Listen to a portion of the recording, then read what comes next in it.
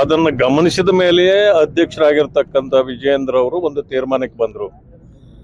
ಈ ಸರ್ಕಾರ ಕ್ರಮ ಕೈಗೊಳ್ಳುವಲ್ಲಿ ಮೀನಾಮೇಷ ಎಣಿಸ್ತಾ ಇದೆ, ತುರ್ತು ಕ್ರಮಗಳನ್ನ ಕೈಗೊಳ್ಳಬೇಕಾಗಿದೆ, ಅದು ಆಗ್ತಾ ಇಲ್ಲ ಅಂತೇಳಿ ಮೊನ್ನೆ ಅಷ್ಟೇ ತೀರ್ಮಾನ ಮಾಡಿದ್ವಿ. ಈಗಾಗಲೇ ನಾವು ಬಂದಿಳಿದಿದ್ದೇವೆ.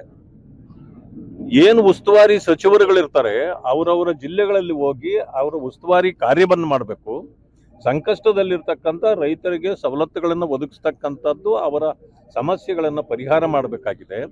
ಯಾವಾಗಲೂ ಕೂಡ DC ಖಾತೆಯಲ್ಲಿ ಆ ರೈತರ ಸಮಸ್ಯೆಗಳಿಗೆ ಅವರ ಇದನ್ನು ಮಾಡಲಿಕ್ಕೆ ಅವರಿಗೆ ಹಣನೂ ಕೂಡ ಇರ್ತದೆ.